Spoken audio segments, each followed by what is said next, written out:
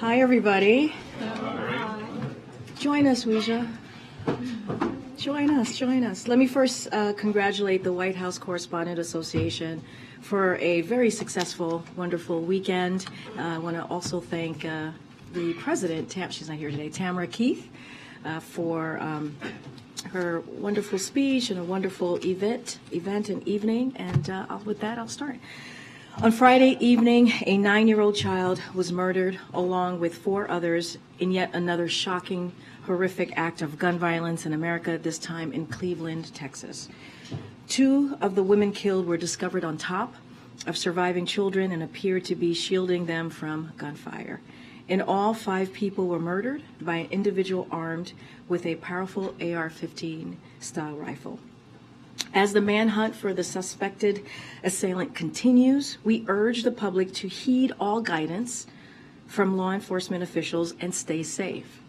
Federal law enforcement agencies have been providing assistance and support to local law enforcement as they work to respond to this tragedy and locate the suspect. The president was briefed on the shooting on Saturday morning, and he and the First Lady are praying for those killed in the attack, for their surviving loved ones, and for the broader Cleveland community. But the president believes prayers alone are not enough. Congress must act, because what makes tragedies like this one all the more heart-wrenching is the fact that it is entirely within our power to take these weapons of war off our streets. The majority of Americans and the majority of gun owners support common sense measures to reduce gun violence. The president continues to believe that Congress must act without delay. It's not too late to save lives and prevent the next mass shooting. Now, as you all know, this afternoon, the president and the First Lady welcomed His Excellency Ferdinand R. Marcos, Jr., President of the Republic of the Philippines, and First Lady Luis Arnetta Marcos to the White House. The president is currently hosting President Marcos for a bilateral meeting. The 2 leaders will announce a range of new opportunities to deepen business, investment, and infrastructure cooperation, invest in the clean energy transition and the fight against climate change, and to cooperate on education and human rights. The president will also reaffirm the United States' ironclad commitment to the defense of the Philippines, including in the South China Sea. And the leaders will discuss our country's work to modernize the U.S.-Philippines alliance. They will also discuss regional matters and coordinate on effort to uphold international law and promote a free and open Indo-Pacific. We'll have a fact sheet out later this afternoon on the specific deliverables we're announcing as part of this visit, as well as a joint statement from the 2 leaders. And finally, President Biden issued a presidential proclamation declaring May Mental Health Awareness Month to honor the tens of millions of Americans living with mental health conditions and celebrate their loved ones and the mental health professionals who provide them with the care they need. Tackling the mental health crisis is a key priority for the president, who outlined his plans to tackle our mental health crisis in his first State of the Union address. He called for major transformation in how mental health is understood, accessed, treated, and integrated in and out of healthcare settings.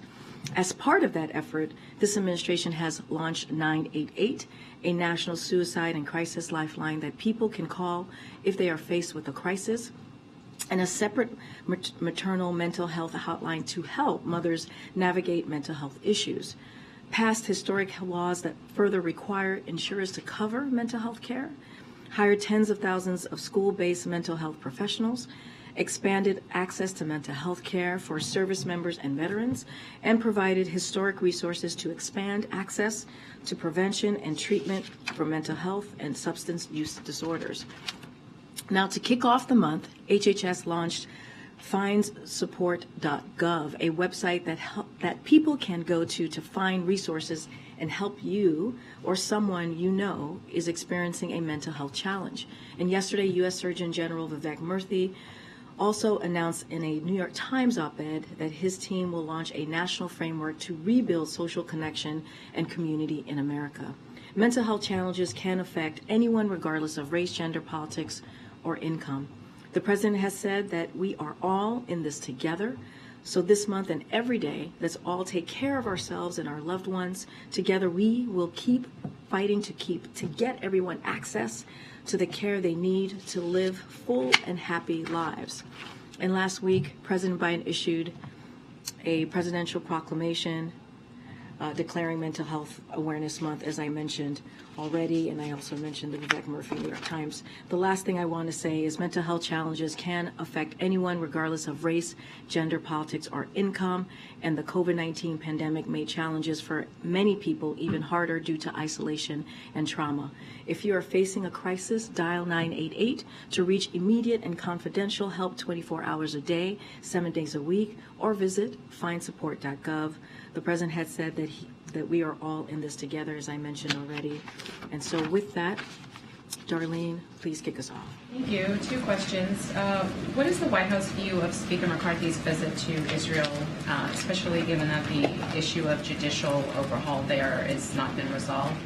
And can you also say, I know the Speaker and the President haven't spoken about budget issues, but did the White House brief Speaker McCarthy before his trip, or any officials? I don't have we don't have any readout or engagement to read out at this time. Look, I'm not going to get into the Speaker's trip or to Israel. As we know, that is not unusual for a Speaker to travel outside of the country, to travel to a country like Israel. We have seen comments that the Speaker has made, and so we'll let him speak to his intentions. But I'm not going to dive into the trip more broadly. That's something for the Speaker to speak to. On the visit of President Marcos, can you talk a little bit about, he arrived at the South Portico, there's an honor guard. Some leaders come here and they come through the West Wing entrance. Others get a grand arrival like the South Korean president did last week. President Marcos seems to be somewhere in the middle.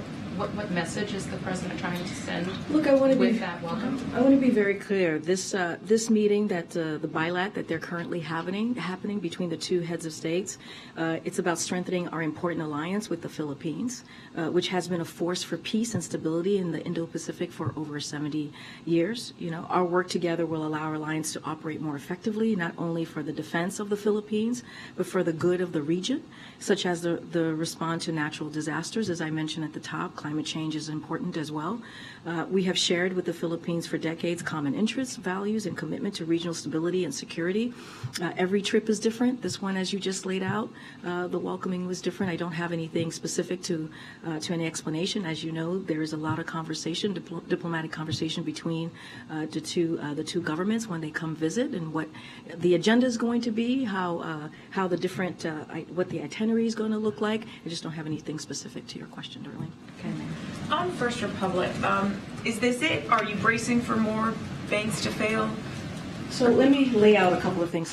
We haven't really had an opportunity to speak to this on the record. So as you saw, today's actions ensure the continued resilience of the banking system, including at community and other banks, which are vital to the American economy, small businesses, and workers as well.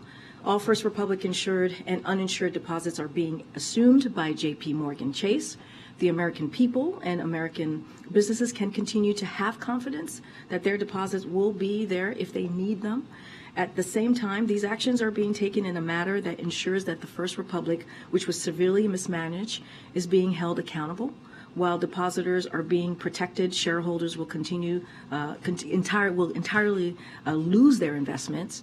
And in addition, no taxpayer dollars will be used to facilitate this action. Any losses associated with the resolution of First Republic will be borne by fees on banks and not by taxpayers. Going forward, the president has been clear that we must be or do more to ensure the continued resilience of the banking system. The president has called on Congress to take additional action to ensure that regulators have the tools they need to hold the executives of failed institutions accountable. And he has called on regulators to reverse a series of steps taken during the prior administration to relax regulation and supervision of large regional banks like Silicon Valley Bank, Signature Bank, and now First Republic. Look, we wanted to make sure, the president wanted to make sure that any losses will be borne by fees on banks and not taxpayers. That was the directive that the president gave, and that is the action that you have seen the FDIC take and regulators. The president today also said we have to be able to make sure that we're not back in this position again, saying I think we're well on our way to be able to make that assurance. Beyond calling on Congress to take these steps, as you just mentioned, what steps are you taking to avoid this from happening again? I guess why so confident? So look, we are very confident because we have put forward tools, five specific tools that I can speak to that the president wanted to make sure that were out there. Again, we have taken decisive and forceful actions these past several weeks to make sure that the banking system is in a stable position, and that's what you've seen this administration do. Look, first, the FDIC quickly took control of Silicon Valley Bank's and Signature Bank's assets and protected all depositors at both banks without putting taxpayer dollars at risk. Second, the Fed's new lending facility is helping banks meet the needs of all of their depositors. Third, we encourage the FDIC to exempt community banks from any special assessments it imposes to refill the Deposit Insurance Fund after recent failures. Fourth, the president called for regulators to reverse steps taken during the prior administration to weaken regulation and supervision of large regional banks, as I mentioned before, Silicon Valley, Signature Bank, and First Republic. And of course, the FDIC's resolution of First Republic today protected all depositors as well. So these are the tools that we have in our tool belts to prevent this from happening again. But as you have seen over the last couple of weeks, we have taken decisive and forceful actions. And of course, we're going to be continuing to monitor this. This is something that the FDIC is monitoring, but at the direction of the president.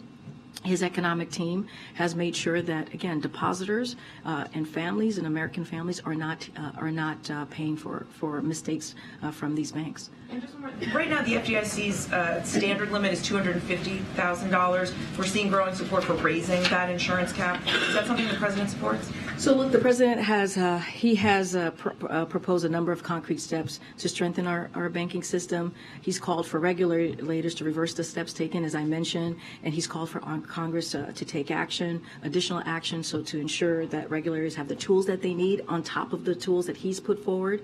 And the president's economic team is certainly reviewing. There's a FDIC report that I'm sure that you've seen on deposit insurance, and so the team's going to review that, and we'll hopefully have more to share. Okay, Risha. Thanks, Karine.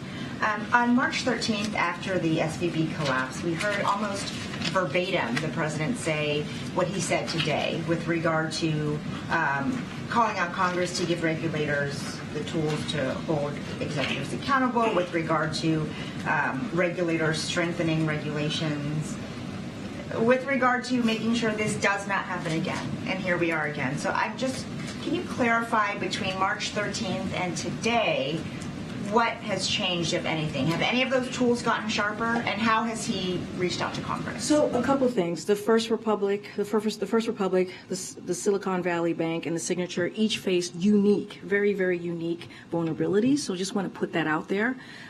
And since our administration has taken decisive and, again, forceful actions, we have seen deposit flow stabilize at regional banks. So that is important because of those tools that I just laid out, and because we took actions very quickly. And we've seen stronger than expected earnings at many banks, including regional banks. So the actions, again, that we've taken has helped. These were unique situations, the three banks that you all have been following clearly and that I just mentioned. And again, we're going to continue to monitor this situation. This is something that FDIC, this is a process that they have taken, that they have monitored, and we just want to make sure that the depositors are not the ones who have to pay the bill, or taxpayers, right? And so we're going to continue to do the work that we've been doing these past several weeks. For mid and large size banks, has anything changed with regard to the power of the tools? I just laid out, we think the tools are indeed working. The three banks have had unique vulnerabilities and just laid those out. We've seen deposit flow stabilize at regional banks, but we also seen stronger than expected earnings at many banks that include the regional banks. So we see that the process that has been put in place, the tools that have been put in place, has actually been working. This is not 2008. This is a very, very different time than 2008. One more on the debt ceiling, because Speaker McCarthy, I should say, reiterated yet again that we will not pass a debt ceiling that just raises it without doing something about our debt, talking about the need for negotiation. I know your position, that that this is the Republicans' burden, right, to raise the debt ceiling. But it's the president's economy.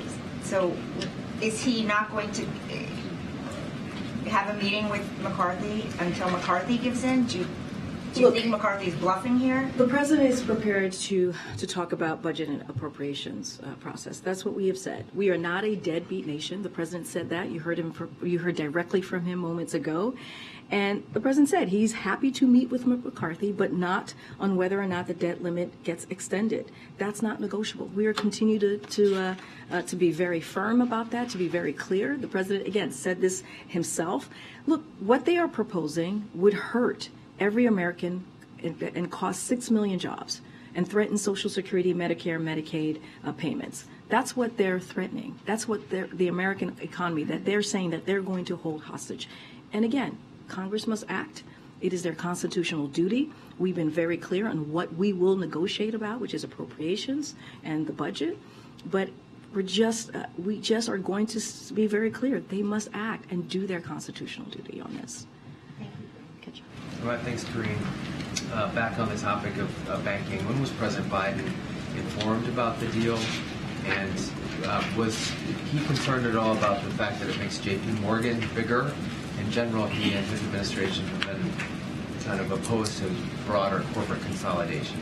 Yeah, both good questions. Look, the president has been briefed regularly since the failure of the Silicon Valley Bank and Signature Bank, including the possibility that resolution of this institution could ultimately be necessary. So he has been, again, regularly briefed on this and will continue to be as he's directed his economic team to make sure that, again, taxpayers do not pay for this. And there's a process in place which we've seen from the FDIC. Look, FDIC has a statutory obligation to choose the path that it's least cost to the deposit insurance fund, and that's what they did here. It was necessary to ensure continued resilience of the banking system and to do so at no cost to the taxpayers. But more broadly, no recent administration has done more to promote competition, address concentration process across industries. We value the community bank model, which provides robust competition to larger banks and provide banking services to communities that might otherwise not get service. Again, that's why we've encouraged the FDIC to exempt community banks from any special assessments. It opposes to refill the deposit insurance fund after recent failures. This is an FDIC process as it comes to bids and selling, and that is the obligation, and that's the path that they've taken.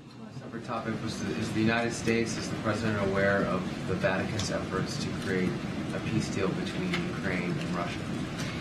We are aware, just don't have any comments on that, and I'll just leave it there. Lastly, is the president tracking the negotiations with the writers union in California? He's a union guy. Yes. Looks like they're heading towards a strike. So not going to speak to any specific case, as we normally don't do from here, especially as it relates to a strike. As you just said, he's a union guy. You saw him just last week in front of labor leaders, 3,000 of them, and so he's a strong supporter of workers' rights to strike, but just not going to speak directly to this particular strike. Thanks, Karine. Given the fact that Democrats control the Senate, is there a reason the president hasn't asked Senate Majority Leader Schumer to put a clean debt ceiling increase on the floor? Maybe start the process or give action as you're talking about? So look, as I've said many times before, or as you know, the president has had conversations with Leader Schumer, Senator Schumer, and also Minority Leader Jeffries. They've talked several times, but it doesn't stop us from saying what House Republicans should have done, right? Which is put forth and focused on the debt ceiling. Let's be very clear. What their plan they put forward is going to do. It's going to hurt Americans. It's going to throw the economy into chaos. That's what they've proposed. When you think about the 22% cuts on programs that Americans truly need to make ends meet, that's what they put forward. And so we're going to continue to call that out. Congress must act. It is something that they've done 3 times before in the last administration. It is their constitutional duty. As far as to your question on Leader Schumer, I leave him to the process on how to move forward with the Senate, but we've been very clear on what Congress needs to do. Following up on something we talked about last week, you made a very declarative statement about Americans in Haiti, Americans in Sudan had about 24 to 48 hours. There was a period there. You made very clear that if they wanted to leave, they should move in that period of time. Since that time, did you see an uptick in efforts? I know two convoys have left in terms of the effect that they have had and kind of what you guys are seeing going forward. So, as you know, there's been the Department of State reports that the U.S. government has assisted in the departure of nearly 1,000 American citizens since the start of this crisis. That includes the departure of hundreds of American citizens over the weekend by 3 U.S. government organized convoys to the port of Sudan, where we are supporting their onward travel, including via the USNS Brunswick. It also includes ongoing efforts to evacuate Americans via flights on partner aircraft and by sea. To support this, we have engaged in an unprecedented sharing of U.S. and partner intelligence aimed at facilitating safe passage. We have deployed U.S. intelligence surveillance and reconnaissance assets to support both U.S. government-led and partner-led air and assets to and land evacuation routes as well. Americans are using these routes. The environment is fluid, and Americans do not always contact the U.S. government before their departure, so we cannot give a precise number of Americans.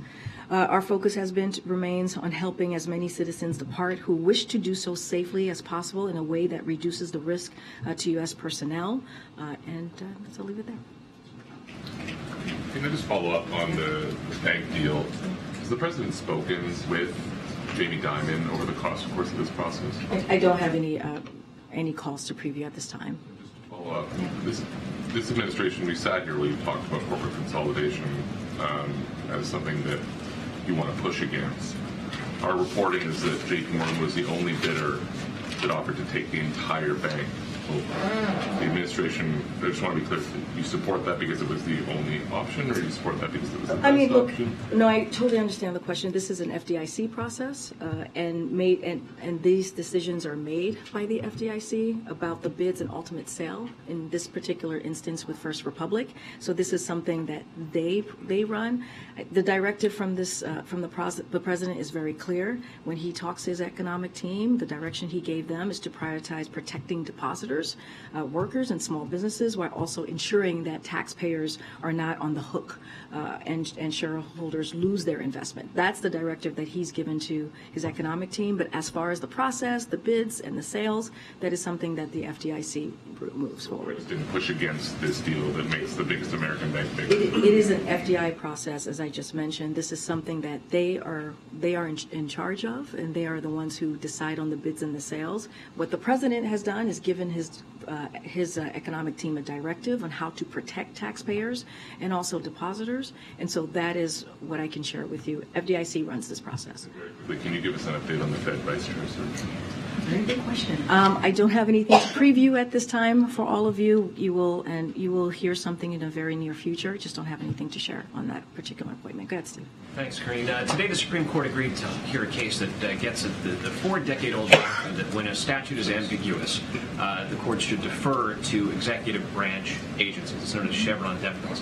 Does the White House have a response to the fact that the Supreme Court is going to take this case? I don't have a response at this time. No. The essence of it is that essentially it gets at the question of whether executive branch agencies should have a power and whether the court should take that power away. No, I understand the question, just don't have anything to share at this time since this just happened. One other thing I want to ask you about, and that is in recent days, a lot of people who write articles and columns have been writing about the idea that there should be a third option for voters in the next elections. That group No Labels is trying to get on the ballot in all 50 states. The president says, don't compare me to the almighty, compare me to the alternative. What does the White House have to say about the idea that many Americans seem to want not just one alternative, but yet another alternative? So, as you know, I have to be careful about talking about 2024. We follow the rule of law here. There's the Hatch Act. What I can say more broadly and speak to 2020, right, and share with you all, as you all know, that the president had a historic win. More people voted for this president and his agenda and how he saw moving the country forward than any other president. And look, the president is going to continue to be focused on the job that he has set forth on behalf of the American people, and call out the contrast that we see from Republicans in Congress. And how, again, we just talked about the debt ceiling, how they refuse to do their job and do their constitutional duty and hold the American economy hostage and not deliver on what they're supposed to be doing, and want to cut key programs like veterans programs, like healthcare programs. It's going to hurt American people. So that's what we're going to focus on. We're going to focus on how do we continue to build an economy that doesn't leave anybody behind, that actually helps the very people who have been left behind, and build an economy. You heard him say this today when he was talking about small businesses. And let's not forget what we've seen from small businesses under this administration, how there's been a historic amount of small businesses who have applied for application to start a small business. That's because of the work that this president has done. So he's going to continue to build an economy from the bottom up, middle out. Not going to speak to specifically to 2024, but this is a president who understands what it's like to make sure that we put the American people first, and that's what he's going to continue to do. Go ahead, Frank. Thanks, Karine. After the First Republic, Elizabeth Warren gave some comments about accountability and specifically named Chairman Powell. What does the White House think about those comments specifically about Chairman Powell being held accountable? Look, the president believes, directed his economic team to do what they can to make sure that, again, depositors are protected and taxpayers are protected. I'm not going to speak to the Fed. We're very, very careful in speaking about the Fed and their policies and how they move forward. When it comes to this particular process, as you know, the FDIC runs this process, the bids and sale process. So I'll leave that to them, but I'm not going to be commenting on specific actions that Jeremy Powell has taken. Not from here. Can I also ask you about Susan Rice? What's the plan for replacing her? Is there someone in line? Do you have someone? We don't have a timeline to share with you at this time. Clearly, it's an important position that the president wants to make sure that we get the right person to move forward with the domestic policies and what's important to the American people. Go ahead, Lila. Thank you. Does the White House believes that there is need to expand the Quad? Say that one more time. Does the White House believes that there is need to expand the Quad? The 4 countries grouping, South Korea, several other countries are. Well, as you know, the Quad was established 2 years ago. The Quad is still a relatively young partnership. There are no plans for new members at this time. Quad members have agreed that for now they'll focus on cementing the Quad's many strengths. However, the Quad welcomes opportunities to work with a wide range of Indo-Pacific partners, such as through its Indo-Pacific Partners on Maritime Domain Awareness, which is delivering cutting-edge maritime domain awareness technology around the region. The May 24th Sydney Summit will showcase other opportunities for the Quad to partner around the region on climate, global health, infrastructure, and more. The Quad's top priority is ensuring it is well positioned to deliver for the Indo-Pacific currently, and so there's no conversation on extending or expanding at this time. One more question on legal immigration. How does President wants to address this challenge of legal immigration? A lot of people come here, and is this one of the issues which he considers as job not done, job not finished? And how does he want to do it? So, as you know, on his first day in this administration, the president put forth a comprehensive immigration legislation. And that's to show how seriously he took this, how important how he understood that the system had been broken. It needs to be modernized, be moved to the 21st century. And so this is something that the president has talked about. He has asked Congress to take action, Republicans in Congress to take action, and to work on this in a bipartisan way. He's going to continue to do that. In the meantime, he's put forth he has tools that he's used to make sure that we do this. We actually deal with the immigration system in a humane way, in a way that is that actually deals with what we're seeing at the border. And that's why you've seen the parolee program be so successful. It has when it comes to illegal migration, you've seen it come down by more than 90%, and that's because of the actions that this president has taken. But we know that more action needs to be taken. So it has to be legislative action. We're going to continue to call Congress to do that, and so. This is important to this president. On day one, he put forth a legislation to move forward on this.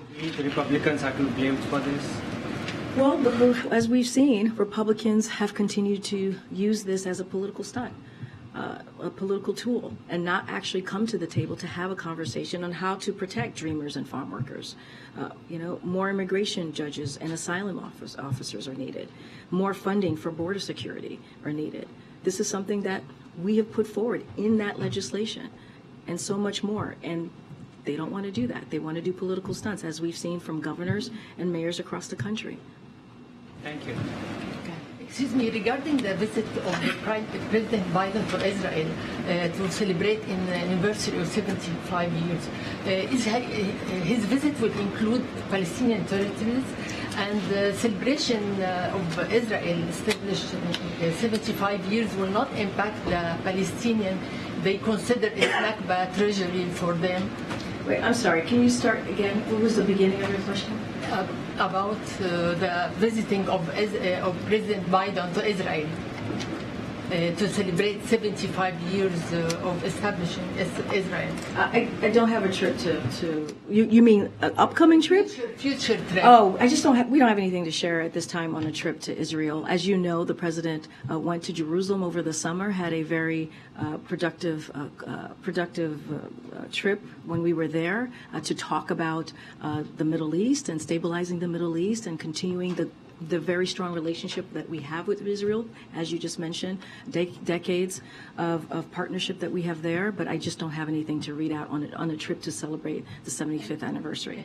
Excuse me, regarding to mental health insurance, it will cover the people they don't carry citizenship. I mean, just green card for children or for people will cover the insurance. I don't have anything as it relates to mental health. We will have a lot more to share during the month of May for mental health. I just don't have anything specific to your question. Karine, on Africa, 2 questions on Africa. There was a ceasefire last week in Sudan, but there's still war in happening. And the UN says that with these strikes on Khartoum, they are at a breaking point.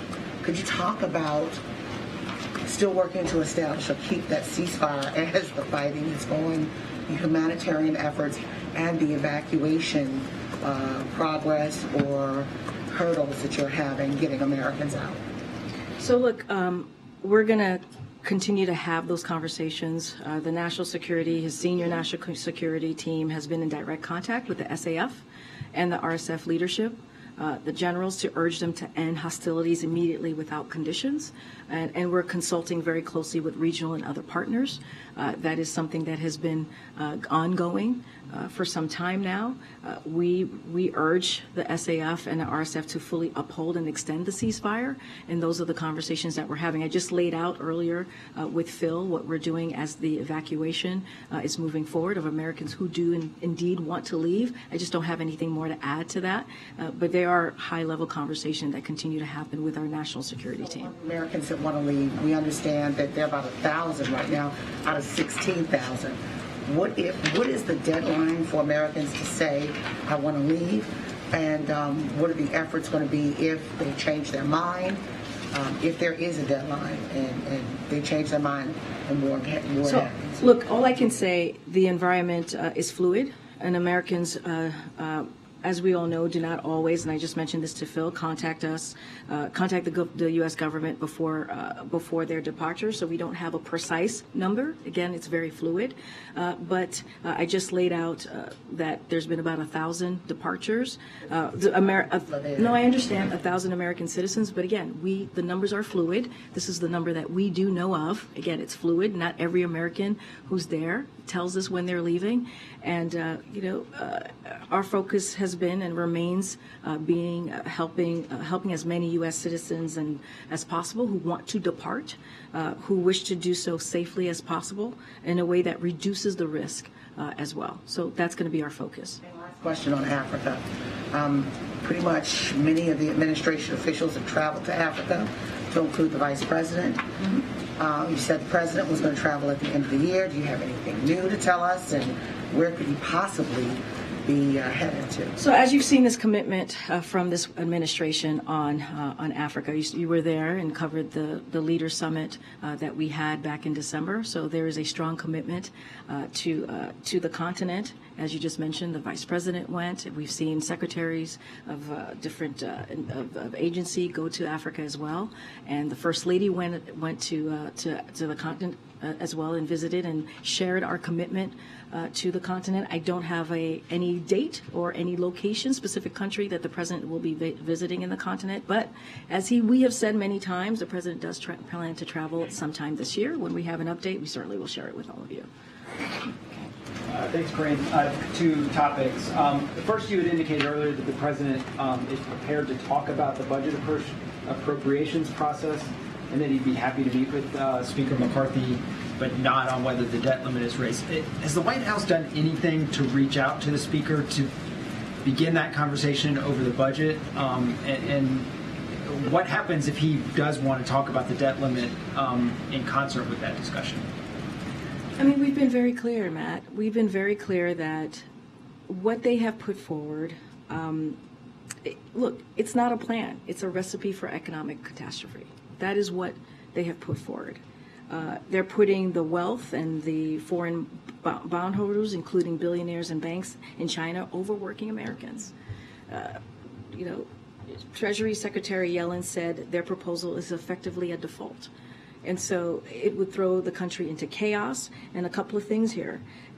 The Chamber of Commerce has said prioritization would have catastrophic economic consequences. Economists to Republicans, Senators Portman, Rubio, and Romney called it a really bad idea and a disaster.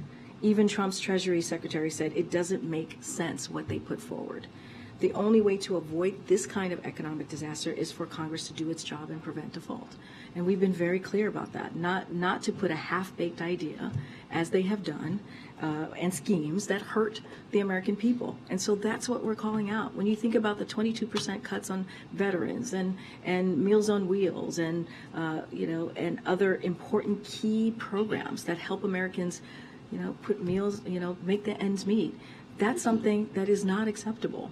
And so they need to do their job, their constitutional duty, as you've heard us say over and over again, and deal with the debt ceiling and not put 6 million jobs on the line. So it sounds like no meeting in the works. Well, what I could say is Congress must act, and could say that over and over again. The President spoke to it moments ago.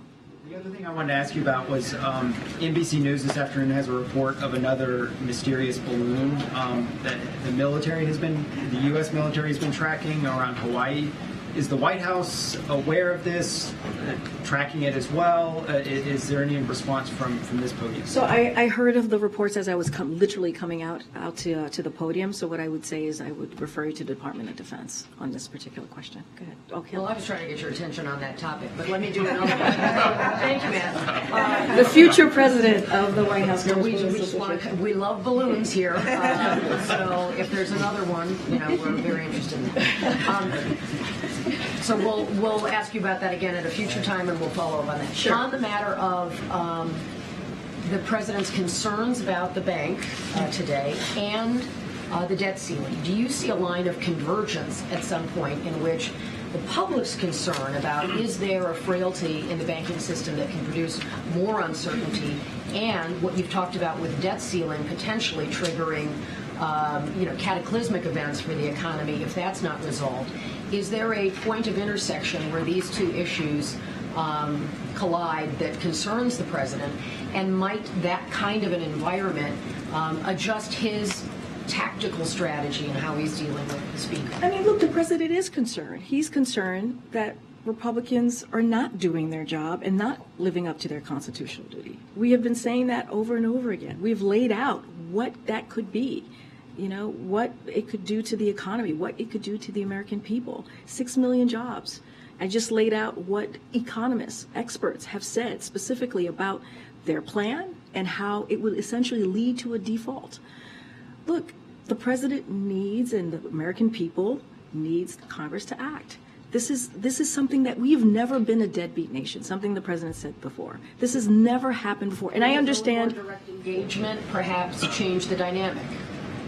I mean, I think by the president speaking every day on this issue, answering questions. He's speaking directly to Congress, speaking directly to Republicans. It's not, they know where the president stands. They know by what he has said over and over again for months that they need to do their job.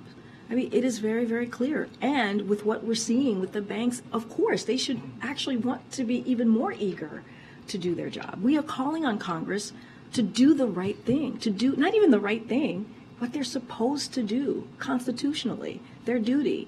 And so, you know, the last Republican president, which was the last one before this administration, did it 3 times. The Republicans joined Democrats, or Democrats joined Republicans, however you want to say it, to lift the debt ceiling 3 times.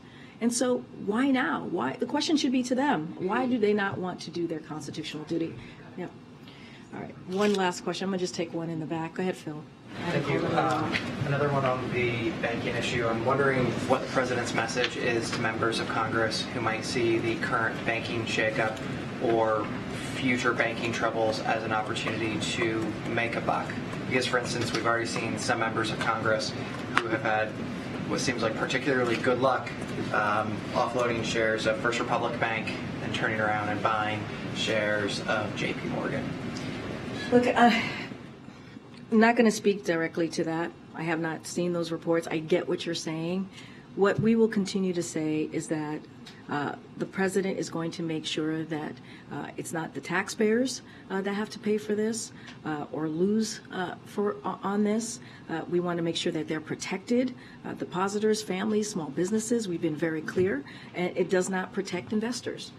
First Republic shareholders and bondholders will lose their entire investments. That's what the president has directed his economic team to do. FDIC runs this process, and I'm just going to leave it there. But the president has been really, really clear. No taxpayer money is being used to cover cost for this resolution, and he wants to make sure that they are protected and that the mismanagement of these banks, like, for example, First Republic, is being held accountable. And so that's our focus right now. I'm just not going to speak to any kind of hypotheticals that you're laying out for me. It has been very clear when it comes to the wealthy that they should pay their fair share, that they should not skirt, tax law.